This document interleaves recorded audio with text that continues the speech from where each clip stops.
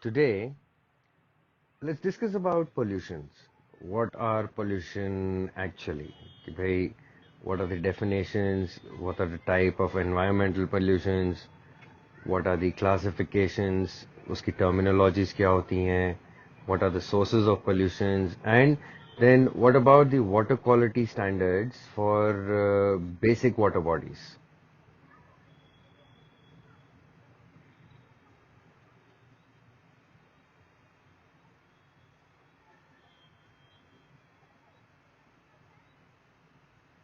Now, pollution is defined as an undesirable change in the physical, chemical, or biological characteristics of the environment which can actually harm and affect the health, survival, or activities of humans or other living organisms. Now, why pollution is hard to measure is a question which everybody is asking. First, the reason is natural level of most contaminants are unknown. Then pollutant effects can be complex and take a long time to develop. Pollutants enter into aquatic environment through a great variety of mechanisms, and the number of compounds that humans introduce into the ocean is so enormous that it is very difficult to track. मतलब इतनी quantity में आता है material that it actually becomes difficult for any human being to track the amount which is coming into the water. अब ये water pollution होता क्या है? Well, it is one of the greatest concern nowadays, and it is affecting all the aquatic life and the human beings along with it. All land-based activities bring contaminants, and this includes your oil and sand from roadways. भाई oil अपना आता ही है, petrol तुमने देखा ही है दुकानों पे, sand अपन को पता ही है धूल उड़ के आती है, एग्रीकल्चरल केमिकल्स इतने हो जाते हैं फार्म लैंड से, टॉक्सिक मटेरियल हो गए वो सारे के सारे. तो ये जो मटेरियल है ये सारा का सारा जो है ये बहुत अलग अलग एनवायरनमेंट से आपके पास पहुंचता है. ठीक है, इसकी डेफिनेशन क्या है? It is basically introduced by human beings directly और इनडायरेक्टली. ठीक है, और वो क्या इंट्रोडक्शन है किस चीज का? वो सब्सटेंस या वो एनर्जी जो कि एनवायरनमेंट के लिए, एक्वेटिक एनवायरनमेंट के लिए इस पर्टिकुलर कंडीशन में डिलीटरस है, हार्मफुल है, वो हार्म करेगी लिविंग रिसोर्सेज को, लाइफ को, हजार्डस होगी, और ग्रोथ के अंदर, सब चीजों के अंदर वो बिल्कुल ही डेंजरस होगी. ठीक है ना? अभी नॉन पॉइंट पोल्यूशन क्या होते हैं? इसके सबसे बड़े एग्जाम्पल्स जो हुए वो हो गए आपके इंडस्ट्रियल इन्फ्लुएंस हो गए, पॉलीसेक्राइड्स हो गए, बायोफिनाइल्स हो गए, मर्क्यूरी हो गए, है ना? तो ये क्या कर रहे हैं? These are originating from poorly defined diffused sources that typically occur over broad geographical scales. अब इसके अंदर तुम्हारे जो शिप्स हो गई और शिपयार्ड्स हो गए, ये सबसे बड़ा एग्जांपल हो गया नॉन पॉइंट सोर्स पोल्यूशन का. ठीक है ना? तो ये एग्जांपल आपको याद रखना है.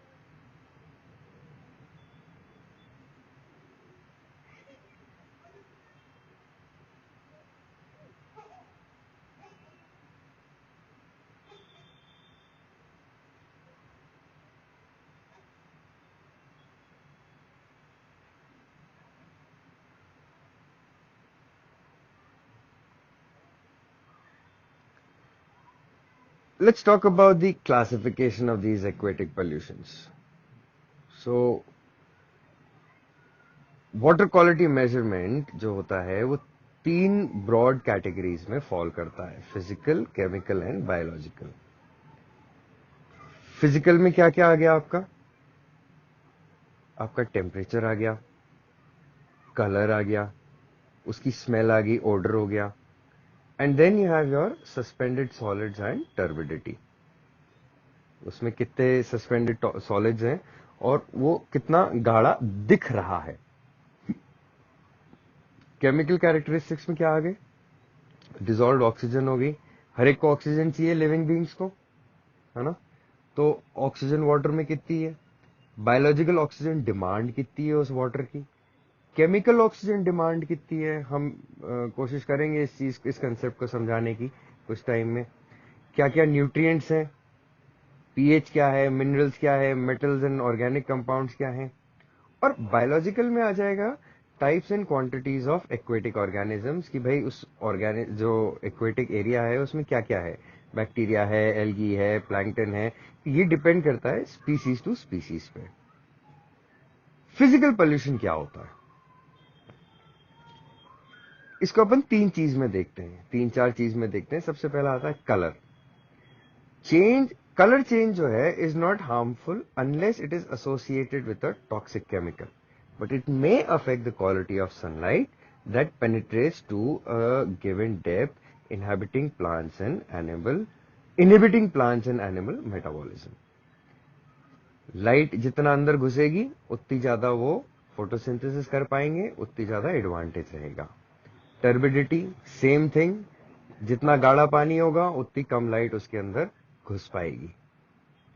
ठीक है ना? अच्छा, ज्यादा जितनी आपकी टर्बिडिटी होती है उतना आपका सुएज मटेरियल होता है, कचरा जो होता है वो उसके अंदर उतना ज्यादा होता है. Odour is associated with your smell. ठीक है ना? Pollution of water, specifically odour associated, is caused both by chemical agents and biological agents. Chemical agents के अंदर हाइड्रोजन सल्फाइड आ गई, क्लोरीन आ गई, अमोनिया आ गया. बायोलॉजिकल एजेंट्स में आ गया एल्गे, फंगाई, अदर माइक्रोब्स. तो lower the pH, higher will be the amount of hydrogen sulfide present and greater will be the order nuance. ठीक है ना? जितना ज्यादा इसके अंदर गड़बड़ रहेगी स्मेल की, उतना ज्यादा इशू रहेगा. अब जो अपना royal commission on sewage disposal है लंदन का, उसने आइडेंटिफाई किया है ऑर्डर को इन फॉलोइंग कैटेगरीज में. Fishy odour due to organic amines, wormy smell probably due to phosphorus compounds, rotten eggs or putrid smell due to hydrogen sulfide, and earthy odor due to humans. अब इसमें एक foam तुमने देखा होगा. Foam जो आता है, foam is produced by soaps, synthetic detergents and untreated organic effluents from paper and pulp industries.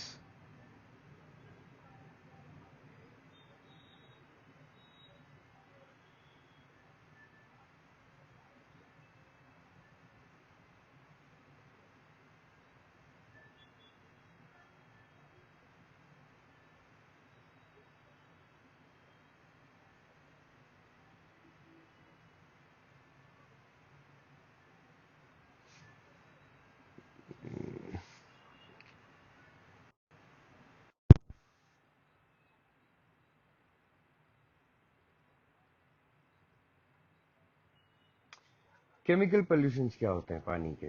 The chemical pollutions of water, they causes changes in acidity and alkalinity or pH, dissolved oxygen and other gases in water. It may be caused either by organic pollutants or inorganic pollutants or by both. Organic pollutants can be either biodegradable or non-biodegradable. अब जो आपके biodegradable pollutants होते हैं, these include your proteins from domestic sewage, waste water from canneries and other slaughter houses, fats from sewages, soap production, food processes. तो ये सारी चीजें इसके अंदर आती हैं. ठीक है ना? फैट्स हो गए, कार्बोहाइड्रेट्स हो गए, पॉलीमर्स हो गए, रेजिन्स हो गए. तो ये सारी चीजें इसके अंदर इंक्लूड होती हैं. ठीक है? अब बायोडिग्रेडेबल जल्दी से डिग्रेड हो जाता है. सबसे बड़ा एडवांटेज जो है बायोडिग्रेडेबल के साथ में वो ये है कि ये डिग्रेड हो जाता है। लेकिन जो डिसएडवांटेज है वो ये है कि बायोडिग्रेडेबल को आइडेंटिफाई करना मुश्किल हो जाता है कुछ केसेस के अंदर। हम देखेंगे उनको कैसे रहते हैं वो।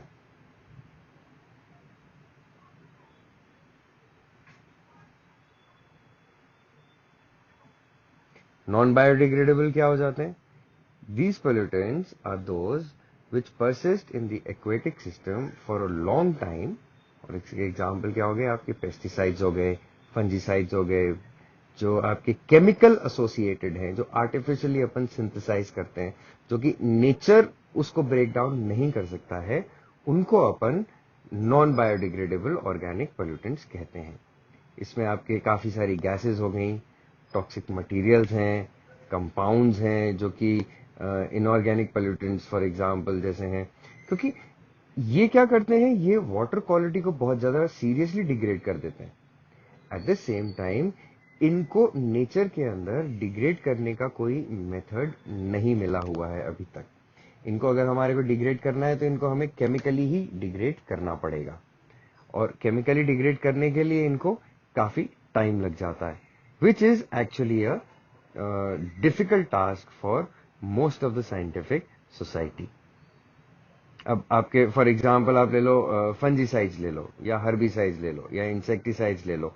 तो ये तो आप जानते ही हो कि ये इतनी जल्दी इसको केमिकल को डिग्रेड करना जो है वो काफी डिफिकल्ट टास्क होता है। नेचर के अंदर इनको डिग्रेड करने के लिए वो चाहिए होते हैं, माइक्रो ऑर्गेनिज्म चाहिए होते हैं। अब अगर माइक्रो ऑर्गेनिज्म इनको डिग्रेड नहीं कर पा रहा है तो आप कैसे करोगे इनको? क्योंकि अल्टीमेटली जो बैक्टीरिया होता है, जो फंगस होती है, यही तो चीजें होती हैं जो कि इन केमिकल्स को इंजेस्ट करने के बाद इनको अपने स्टमक के अंदर या अपने सेल के अंदर एट द सेलुलर लेवल इनको अपने बेसिक मेटल के अंदर ब्रेक डाउन करेंगे। बायोलॉजिकल पोल्यूशन ऑफ वाटर क्या हो गया? बैक्टीरियल पोल्यूशन है वाटर के अंदर। भाई ह्यूमंस हैं, एनिमल्स हैं, जो डोमेस्टिक एनिमल्स हो गया, काव हो गई, शीप हो गई, गोट हो गई, अलग अलग टाइप की बर्ड्स हो गई, ठीक है ना। ये क्या करते हैं, ये अपने फीकल मैटर के अंदर different type of micro organisms पानी के अंदर छोड़ते हैं। अब एक ह्यूमन बीइंग है, अब ये ह्यूमन बीइंग रेलवे स्टेशन के पास में अगर डेफिकेशन करने जाएगा तो वो रेलवे स्टेशन के बाद में जब बारिश होगी तो रेलवे स्टेशन के जो रेलवे पटरी है वहां से जो पानी निकलेगा, जो बारिश का पानी है वो बह के तो जाएगा नाली के अंदर, वो नाली जाएगी नाले के अंदर, वो नाला जो है वो जाएगा कहीं ना कहीं किसी एक पर्टिकुलर वाटर बॉडी के अंदर। तो ये जो बैक्टीरियल्स हैं वो सारे के सारे उस वाटर बॉडी में पहुंच जाएंगे। जो बायोलॉजिकल पोल्यूशन है वो अदर बैक्टीरिया से भी आता है, वायरस से भी आता है, जो कि ह्यूमंस, जरूरी नहीं कि वो ह्यूमंस ही उसको वो कर रहे हो। वायरस हो गया, जरूरी नहीं कि ह्यूमन वो वायरस को प्रोड्यूस इन्फेक्टेड हो उस वायरस से, या एल्गी से वो हो। तो ये सारी चीजें हमें ध्यान में रखनी चाहिए। Sewage and domestic waste treatment और उनका जो रीयूज होता है। सुवेज क्या होता है? It is defined as wastewater matter from domestic or industrial establishments that is carried away in sewers or drains। जो अपना कचरा अपन उसमें से देखते हैं नाली के थ्रू जो आता है, और इंडस्ट्रीज के थ्रू जो बाहर कचरा निकलता है नाली के थ्रू, और घरों से जो कचरा निकलता है नाली के थ्रू, वो सारा का सारा आपका सुवेज के अंदर आता है, ठीक है ना। तो इसके अंदर आपका वेस्ट वाटर भी आता है, और इसमें जो मैटर है आपका वो भी एसोसिएट होता है।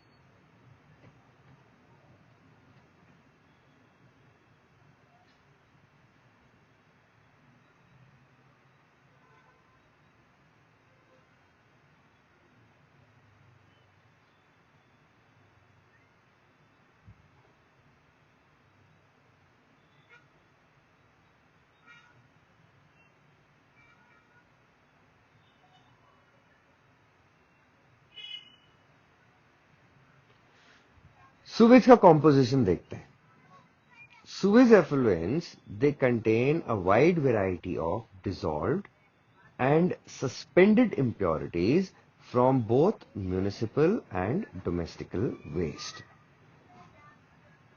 एंड ये जो म्यूनिसिपल और डोमेस्टिकल वेस्ट है, इसके अंदर रेन वाटर और जो वॉश्ड अवे वाटर होता है वही इम्प्योरिटीज को लेकर आता है.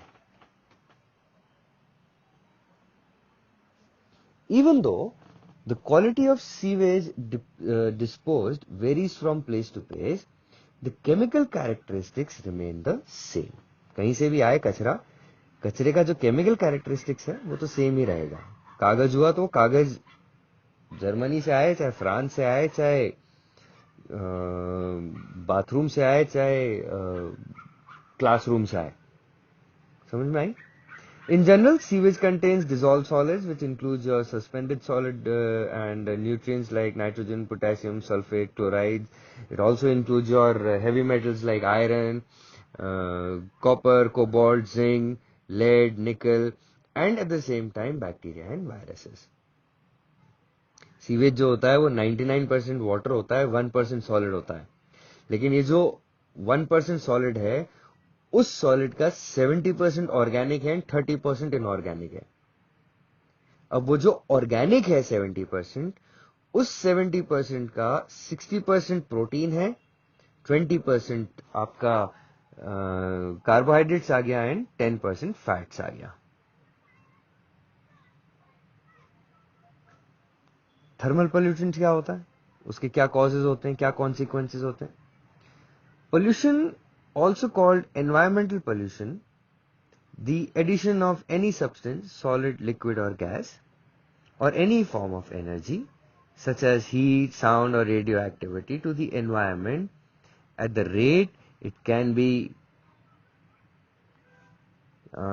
decomposed or dispersed, diluted. That includes your thermal pollution. The major kind of pollution usually is classified in the environment as air pollution, water pollution and land pollution. Thermal pollution is harmful. It increases the water temperature of the streams, rivers, lakes or ocean bodies, and if there is a change in the water temperature, even of 1 degree Celsius or 2 degrees Celsius, it can kill the native fishes. When water used as a coolant is returned to the natural environment at a higher temperature, the sudden change in temperature decreases oxygen supply and affects the ecosystem. The causes includes your thermal pollution की जो causes हैं, water availed as coolant and ejected back into water bodies, growing industrial activities, release of cold water, chemical pollutants discharged into water, waste of livestock mixed into water, तो ये सारे होते हैं. So the major causes of thermal pollution are discharge of heated water, nuclear power plants आते, वहां से ही आता है आपका हॉट वाटर कोल्ड वाटर वाला लफड़ा, industrial effluents, domestic sewage, hydro electric power, coal fired power plants, thermal shock, deforestation, soil erosion. तो ये सारी चीजें जो हैं ये इसमें आती हैं. अगर हम न्यूक्लियर पावर प्लांट का एग्जांपल देखें, a common cause of thermal pollution is the use of water as a coolant by power plants and industrial manufacture. When water is used as a coolant, it is returned to the natural environment at a higher temperature. Understood सी बात है. कोल fire power plant जो है, the coal जो है वो अगर हम उसको फ्यूल की तरह से यूज कर रहे हैं तो उस कंडेंसर को जो कॉइल्स होती हैं उनको कूल करने के लिए आपको वाटर बॉडीज को यूज करना पड़ता है. वाटर के थ्रू ही आप उसको कूल कर सकते हो. तो ये जो है ये उसका टेम्परेचर बढ़ाती है. फिर इंडस्ट्रियल एफ्लुएंस हो गए, कॉमन कॉजेज इसके हो गए थर्मल पोल्यूशन. ठीक है ना, इंडस्ट्रियल एफ्लुएंट सबसे ज्यादा क्या कॉज करता है? Thermal pollution. क्यों? क्योंकि ये वाटर जो है it is used as a coolant by water plants and industrial manufacturers. और जब ये पानी नेचुरल एनवायरनमेंट में पहुंचेगा तो सडन चेंज उसके अंदर वेरी आप देख सकते हो. एक देखें example, discharge water from steam electric power industry uses turbo generators which have a higher temperature ranging from 6 to 9 degrees Celsius than the receiving water. ये अगर 100 मेगावाट का आपका पावर प्लांट है, 1 मिलियन गैलन अगर वो चार्ज कर रहा है, तो घंटे भर में आपको करीब करीब 8 से 10 डिग्री का वेरिएशन दे सकता है. इंडस्ट्रियल एवोल्यूशन एफ्लुएंस हो गए आपके, यहाँ पे इमेज देख सकते हो.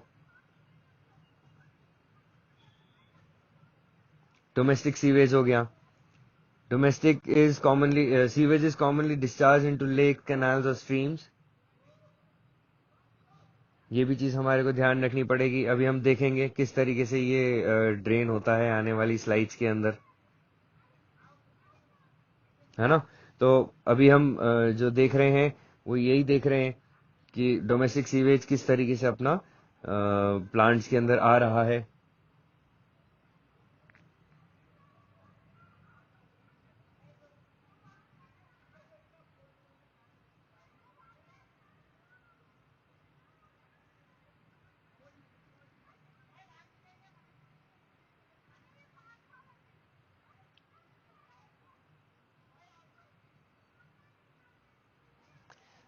हाइड्रो इलेक्ट्रिक पावर प्लांट्स देखें तो these are termed referring to electricity generated by hydro powers. Hydro power plants derive energy from forces of moving water, ये तो हम सबको पता ही है. Traditional uses includes water mill. तो modern technology hydro power moves, ये वाली सारी चीजें हो जाती हैं. It is it is a type of renewable energy, no doubt. But globally hydro power contributes more electricity than any other renewable energy. ठीक है ना. It generates more hydrogen electric power, but it also creates a little less heat on water sources compared to nuclear power plants.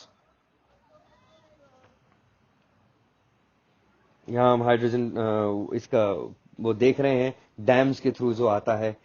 आप dam देख सकते हो, इसके अंदर टरबाइन्स लगे हुए हैं और टरबाइन्स के थ्रू सारा का सारा काम हो रहा है.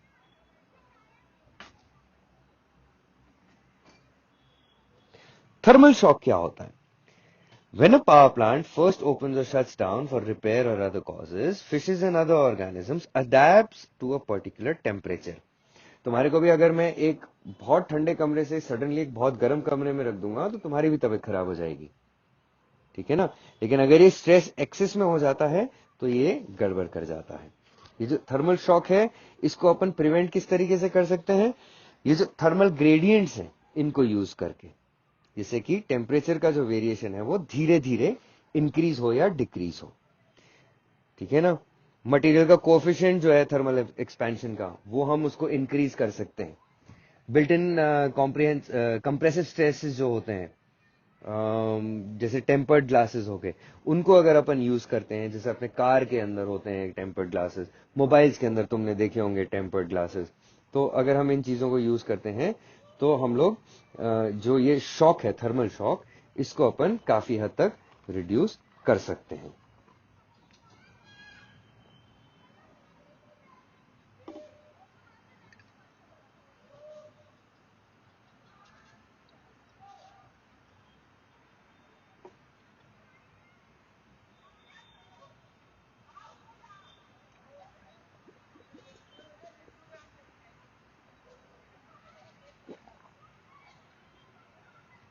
थर्मल शॉक की वजह से जो वाटर बॉडीज के अंदर डेथ्स होती हैं, ये एक उसका एग्जाम्पल है.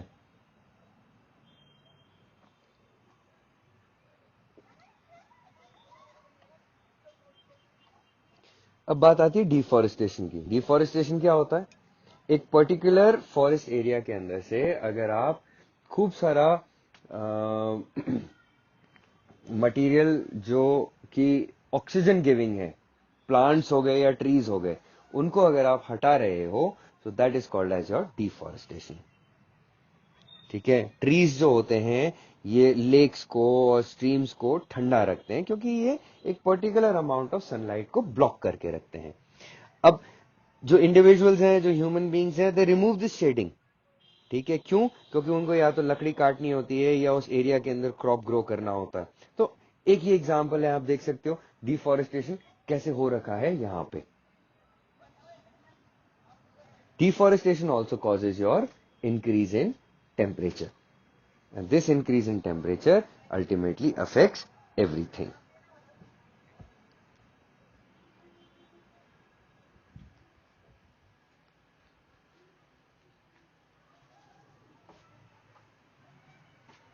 फिर आता है आपका सॉइल इरोजन.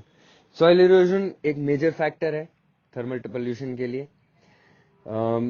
ये जो सॉइल है ये अपना वेजिटेशन जो है वो उस पर्टिकुलर एरिया से रिमूव कर देता है. यहाँ आप देख सकते हो सॉइल इरोजन हो रखा है. ये बहुत छोटा सा एग्जांपल है. सॉइल इरोजन बहुत बड़े बड़े लेवल पर भी होता है.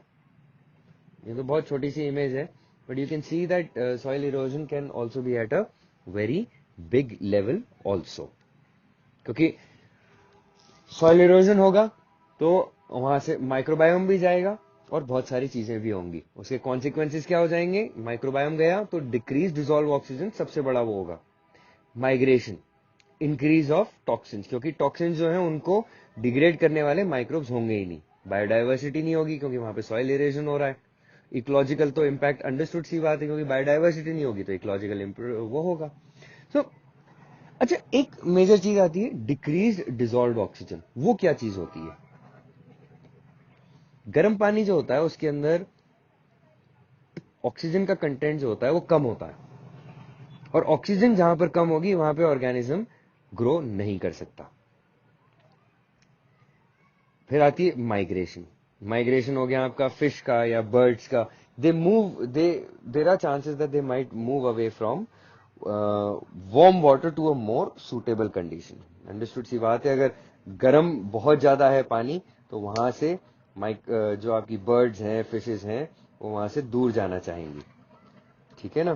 क्योंकि गर्म पानी होगा तो वहां पर माइक्रो ऑर्गेनिजम्स नहीं होंगे. माइक्रो ऑर्गेनिजम्स नहीं होंगे तो फिशेस नहीं होंगी. फिशेस नहीं होंगी तो बर्ड्स नहीं होंगी.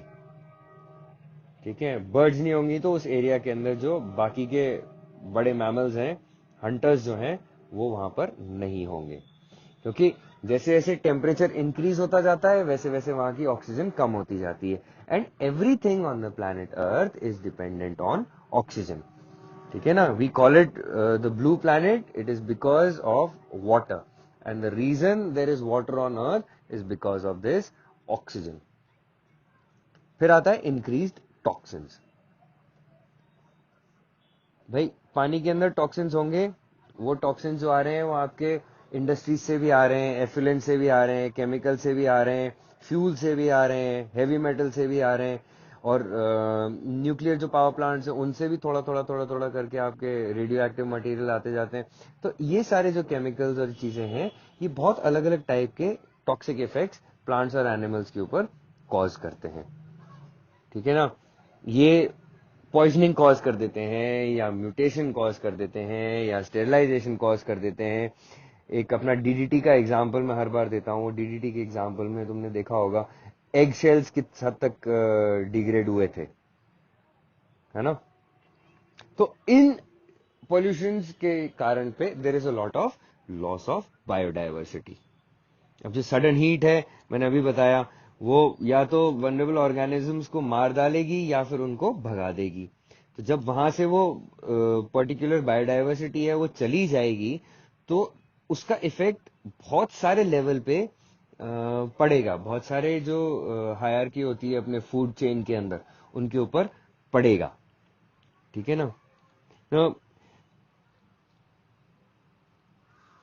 ये एग्जाम्पल तुम देख सकते हो यहाँ पे. Pollution and all these things associated. जो बायोडाइवर्सिटी का लॉस है, अगर एक पर्टिकुलर ऑर्गेनिज्म खत्म हुआ वहां पे, भाई अगर तुम्हारे को तुम्हारा खाना ही नहीं मिलेगा तो तुम खाओगे क्या? भूखे ही तो मरोगे. अब ह्यूमंस के साथ में तो एडवांटेज ये है कि वो इधर उधर जाके अपना खाना खा सकते हैं. बाकी तो ऑर्गेनिज्म ये नहीं कर सकते. इन सब चीजों का इकोलॉजिकल इम्पैक्ट होता है. The local aquatic ecosystem can be damaged by thermal pollution, especially if it is dramatic, as in copious amount of warm water being dumped into chilly pond or bay or rivers. ये जो thermal shock है, it can kill off insects, fishes and amphibians. This sudden loss of life causes further issues with the ecosystem. जो आपका aquatic ecosystem है ये बहुत ज्यादा damage हो सकता है, क्योंकि ये जो अभी अपन ने कारण जो डिस्कस करे थे उन सब के कारण। और सबसे बड़ा जो है वो थर्मल शॉक है। अब की फूड सोर्सेज जो हैं वो आपके लिए या तो अवेलेबल नहीं है या उनकी क्वालिटी बहुत खराब है। और थ्रेटन्ड और endangered लोकल पॉपुलेशन में बी वाइप्ड आउट और put under even more pressure. Understood है? आपके पास खाना ही नहीं होगा तो क्या होगा? कोरल रीफ का आप एग्जांपल देख रहे हो। कोरल बीचिंग जो हो रही है, कोरल ऑर्गेनिजम्स हो रहे हैं, वो मर रहे हैं। क्यों? क्योंकि उनका जैसे जैसे ग्लोबल वार्मिंग वो हो रही है, वैसे वैसे इनके ऊपर भी इफेक्ट हो रहा है। जो कंपनीज हैं वो अपना पानी जो है, गर्म पानी या पोल्यूटेड पानी, वो यहाँ पर वो कर रही है प्लांट। ये देखो पहले क्या हालत थी, अब क्या हालत है।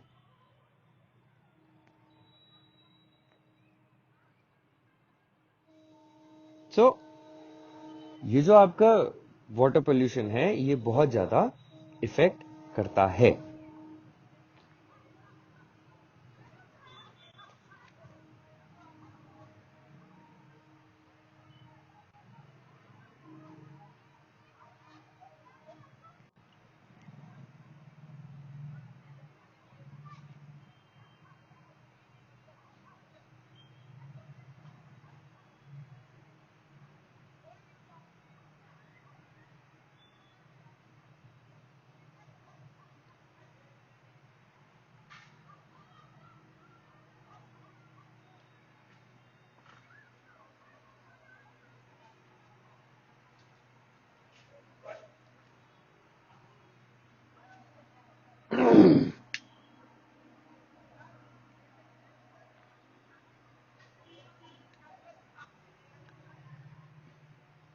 अब हम देखते हैं इसका रिप्रोडक्टिव के ऊपर क्या इफेक्ट होता है। रिप्रोडक्शन के अंदर हाई टेम्परेचर प्रॉब्लम कॉज कर सकता है। ह्यूमन बींग्स के अंदर एक सिंपल सा कंसेप्ट है। अगर इफ एक वो अपने बचपन में बोलते थे लंगोट ज्यादा टाइट बांधोगे तो फर्टिलिटी में आगे जाके दिक्कत आती है। तो males are more prone to reproductive effects, right? Higher temperature causes either both the egg or the sperm or the fetus to have effects. ठीक है ना? यहाँ पे आप डिफॉर्म्ड एग्स देख सकते हो बिकॉज ऑफ हाई टेम्परेचर। और ये बहुत सिंपल सा एग्जांपल है। अगर आप मुर्गी के अंडे को हाई टेम्परेचर पे रखोगे तो वो कोएगुलेट हो जाएगा। अपन अंडा बॉयल अंडा खाते हैं, high temperature the proteins in the eggs are going to coagulate. Same is the case with high temperature, protein in the sperms are going to coagulate. ठीक है? The same concept goes on to the uh, uh, fetus also. So higher temperature is going to cause variation in the fetus biology also.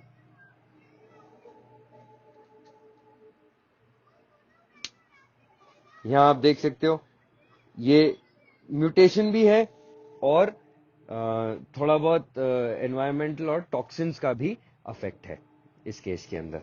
तो आप यहाँ देख सकते हो ये fish जो है दो मुंही फिश है, दो आंखें हैं लेकिन साथ में दो मुंह भी हैं।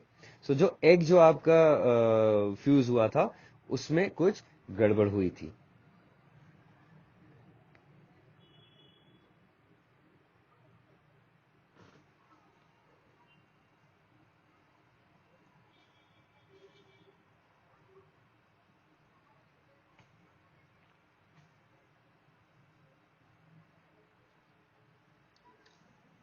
ये एक अनदर फिश है, ये दूसरा एग्जाम्पल है इसका।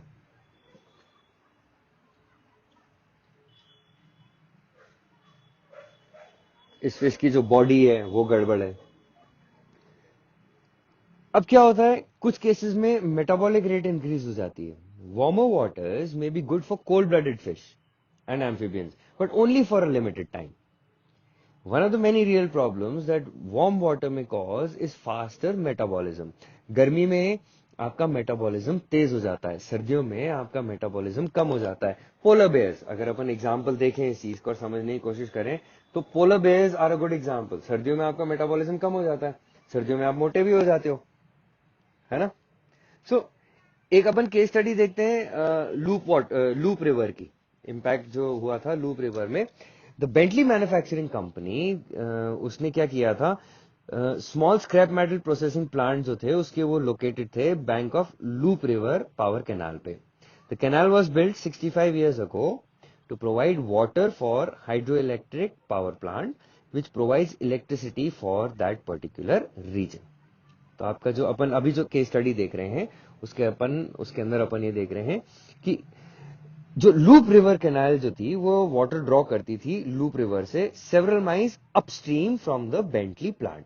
जो प्लांट था उससे काफी माइल ऊपर से वो पानी लेती थी.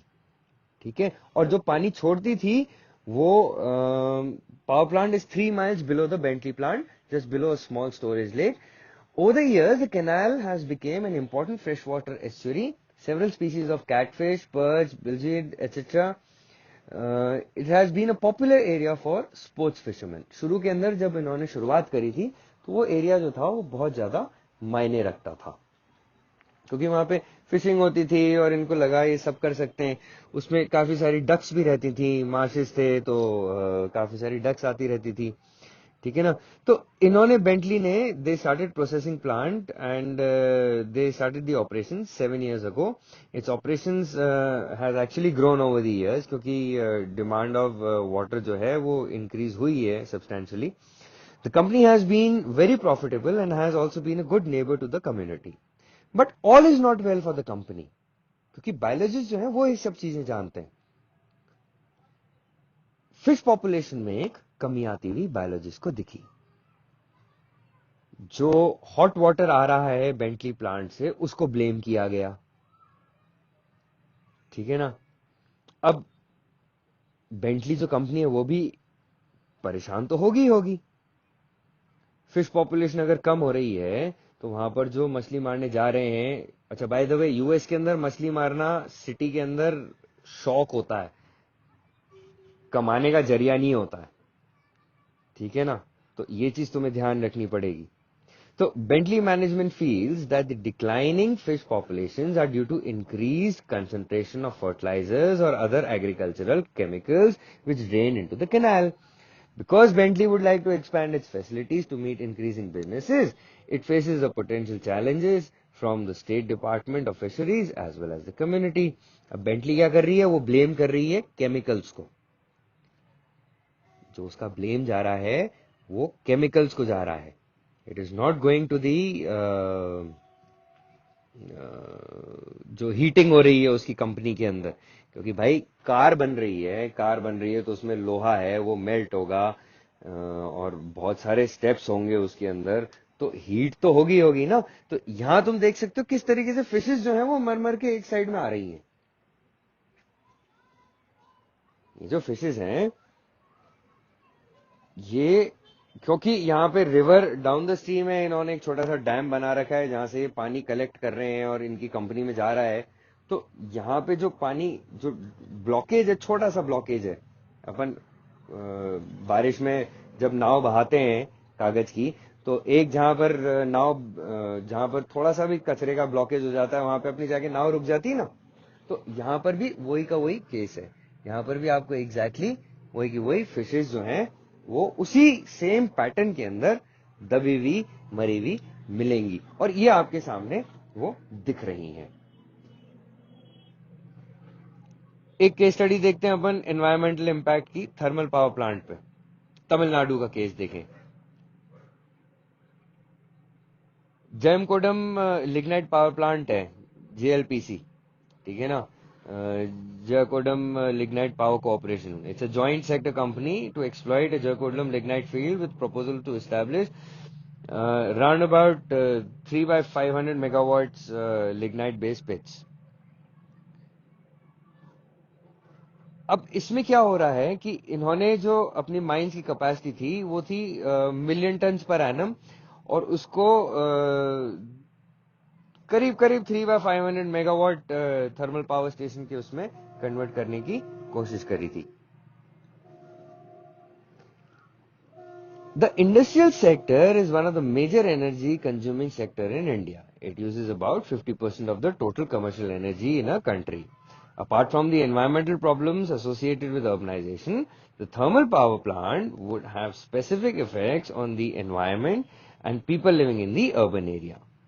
Two scenarios were envisaged for the water pollution from the thermal power plant. In the first scenario, where there would be no controls of the particular use of ESP, that is electrostatic precipitators, and assumption was made that 50% of the particulate matter from the thermal power plant would be deposited on the land, whereas the other 50% would be deposited in small ponds. In the second scenario, it was assumed that 90% of the SPM are dumped in the fly ash pond, 30% of this leaches, of which 20% into the groundwater aquifers and 10% leaching into the soil. After 10 years of mining and at radius of 2 kilometers from the thermal power plant, it was a nuisance. The analysis revealed that 0.0149 ppm of lead, 0.00118 ppm of cadmium, this all would enter groundwater. और अगर ppm part पर million होता है, लेकिन large quantity में ये बहुत ज्यादा हो जाता है, ठीक है ना। जो एक्वेटिक एनवायरनमेंट होता है उसके अंदर ये जो ppm होता है ये बहुत ज्यादा वेरी करता है. Thermal pollution leads to changes in water quality leading to death of organism. Obvious सी बात है, तुम्हारे खाने में भी अगर मैं तुम्हारे को लेड दूंगा या एक्सेसिव आयरन दूंगा या फिर हेवी मेटल्स दूंगा, तो आप लोगों की हेल्थ के अंदर भी अफेक्ट होगा ही होगा. और एक चीज बात है, अगर सडन चेंज हो रहा है टेम्परेचर में या फिर ये लिग्नाइट आप कॉर्पोरेशन देख सकते हो, नेवली लिग्नाइट कॉर्पोरेशन, अगर सडन चेंज हो रहा है आपके टेम्परेचर के अंदर या फिर केमिकल्स के अंदर, आपकी बॉडी बहुत अलग तरीके से रिएक्ट करेगी.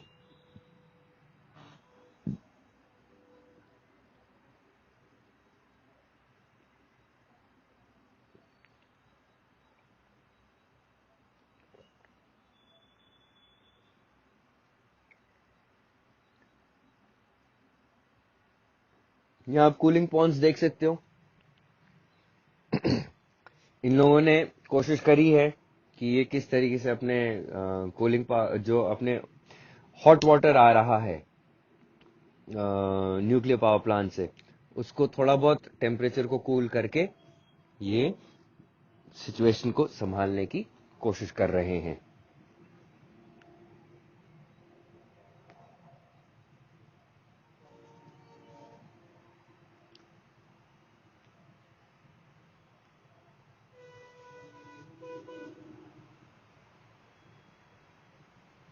यहाँ आप कूलिंग टावर देख सकते हो. मुझे नहीं पता आप लोगों ने इमेजेस देख रखी हैं नहीं देख रखी हैं, बट अगर आप नेट पे सर्च करोगे nuclear power plant cooling towers, तो बहुत बड़े बड़े जो टावर्स होते हैं इनके अंदर ठंडा पानी लेक से आता है और वो पूरे एरिया को कूल करता है और गर्म पानी जो है वो वापस से लैंड के अंदर चला जाता है. ये इस टाइप के आपको कूलिंग पावर प्लांट्स दिखते हैं. आपने आप वेरी श्योर आप लोगों ने ये सारी चीजें जो हैं ये वाले जो हैं ये आपने देख रखे होंगे. तो हम अल्टीमेटली ये देखते हैं कि हमने एक्वेटिक पोल्यूशन के रेफरेंस में बहुत सारी चीजें समझी. एक्वेटिक पोल्यूशन होता क्या है, फिर वाटर पोल्यूशन के स्पेसिफिक चीजें क्या होती हैं, क्या क्या सोर्सेज होते हैं पोल्यूशन के, क्या क्लासिफिकेशन होते हैं एक्वेटिक पोल्यूशन के, फिजिकल पोल्यूशन ऑफ वाटर क्या होता है, केमिकल पोल्यूशन क्या होता है ना. उसके अंदर केमिकल वाले में भी नॉन बायोडिग्रेडेबल क्या होता है, बायोडिग्रेडेबल भी क्या होता है, ये सारी चीजें हमने समझी. इसके अंदर जो इम्पोर्टेंट चीजें हमने समझी कि सीवेज जो होता है, जो कचरा होता है, उसको उसके अंदर क्या क्या चीजें इंक्लूडेड होती हैं, थर्मल पोल्यूशन क्या होता है, हीट किस तरीके से अफेक्ट करती है, हीट किस किस कारण से आती है, जैसे आपका न्यूक्लियर पावर प्लांट का एफिलेंट हो गया, डोमेस्टिक वेट का हो गया, हाइड्रो इलेक्ट्रिक का हो गया, थर्मल शॉक कॉज करती है वो, तो थर्मल शॉक क्या होता है, हमने वो चीज देखी. तो अब फिर हमने देखा डिफॉरेस्टेशन। हम सोचते हैं डिफॉरेस्टेशन सिर्फ और सिर्फ ऑक्सीजन से एसोसिएटेड होता है। नहीं, डिफॉरेस्टेशन ऑक्सीजन से एसोसिएटेड ही नहीं होता है, डिफॉरेस्टेशन टेम्परेचर से भी एसोसिएटेड होता है। वो किस तरीके से काम करता है डिफॉरेस्टेशन? डिफॉरेस्टेशन जो होता है वो छाया देता है। छाया अवेलेबल ही नहीं होगी तो आपका जो पर्टिकुलर एरिया हो गया वो हीट अप होगा ही होगा। फिर हमने देखा सॉइल इरोजन। ठीक है ना? सॉइल इरोजन से क्या होता है? सॉइल इरोजन अगर वहां पे एनारोबिक कंडीशंस आ जाएंगी। एनारोबिक कंडीशंस कब आएंगी? जब वहां पे सॉइल जो है वो पोल्यूशन के साथ में या थर्मल पोल्यूशन के साथ में या केमिकल पोल्यूशन के साथ में बहुत ज्यादा भरने लगेगा। ठीक है ना भाई? एक पर्टिकुलर एरिया है, एक पर्टिकुलर एरिया के अंदर आपका सॉइल वहां से इरोड हो रहा है, तो वो इरोड जो हो रहा है वो जा कहाँ रहा है? वो जा तो वाटर बॉडी के अंदर ही रहा है ना, वो इवेपोरेट तो हो नहीं सकता। Only water can evaporate. Solids don't evaporate at a very high temperature. It is only and only H2O that evaporates at a reasonable temperature. बारिश ऐसी तो होती है। तो सॉइल इरेजन जो हो रहा है उसके अंदर जो आपका मटेरियल जो है लैंड का, वो कहाँ जा रहा है? वो उसके अंदर ही तो आ रहा है, वाटर बॉडी के अंदर। So it causes further issues with reference to availability of sunlight, availability of nutrients, availability of aquatic biomes and all these things. ठीक है ना? तो इसके कॉन्सिक्वेंसेस देखे अपन ने कि डिसॉल्व ऑक्सीजन जो है वो वेरी कर रही है। अगर सॉइल इरोजन हो रहा है, बहुत सारा उसके अंदर ऑर्गेनिक मैटर आ रहा है, तो इनऑर्गेनिक मैटर आ रहा है, तो आपका बीओडी इंक्रीज होगी ही होगी। टॉक्सिन्स जो हैं, अगर सैंड सरफेस के ऊपर बहुत सारे टॉक्सिन्स हैं तो वो तो वाटर के अंदर आएंगे ही आएंगे। तो ये सारी चीजें अपन ने देखी। इन सब के चक्कर में क्या हो रहा है? जो आपका डिक्रीज्ड है जो ऑक्सीजन लेवल है वो आपका उसके अंदर अपन डिक्रीज देख सकते हैं। डिक्रीज देखेंगे तो अपन उस एरिया, पर्टिकुलर एरिया में, क्योंकि वहां पर ऑक्सीजन नहीं है तो प्लैंक्टन्स नहीं है, प्लैंक्टन्स नहीं है तो फिशेस नहीं है, फिशेस नहीं है तो बर्ड्स नहीं है, बर्ड्स नहीं है तो उस एरिया के अंदर जो हायर मैमल्स हैं उनको दिक्कत आ रही है। Plus at the same time क्योंकि वहां पर ऑक्सीजन नहीं है प्लांट वाटर बॉडी के अंदर, तो वहां पर प्लांट्स नहीं है, तो उस एरिया के अंदर से फिशेस एंड बर्ड्स का माइग्रेशन हो रहा है।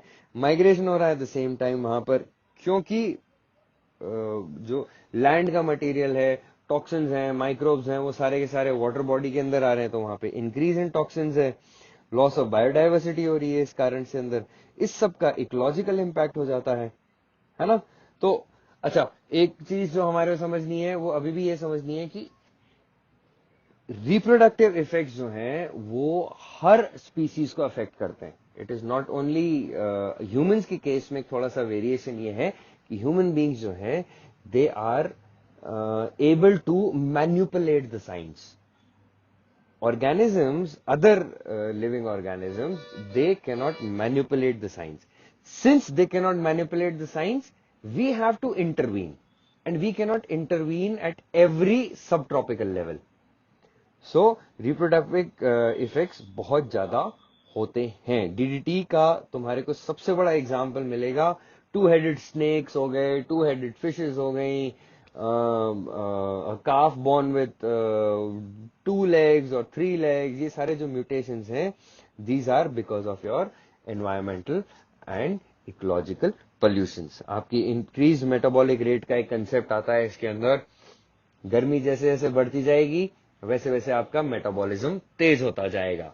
जैसे जैसे आप भागोगे वैसे वैसे आपकी बॉडी जो है जल्दी जल्दी फैट को बर्न करेगी। गर्मी अगर होगी तो फैट को बर्न करती जाएगी। जैसे जैसे टेम्परेचर रिड्यूस होता जाएगा वैसे वैसे आपकी बॉडी जो है वो फैट को कंजर्व करने की कोशिश करेगी। ये नेचर है। ठीक है ना? तो ये सारा चीज है। अब इसके अंदर अपन ने केस स्टडीज देखी थी, 2 केस स्टडीज देखी हैं। एक लूप रिवर वाली अपन ने केस स्टडी देखी है, और जिसके अंदर अपन ने देखा था कि फिशेस कैसे वो रहती हैं, और एक तमिलनाडु वाले रेफरेंस की अपन ने केस स्टडीज देखी हैं। ठीक है? So with this we end your whole discussion.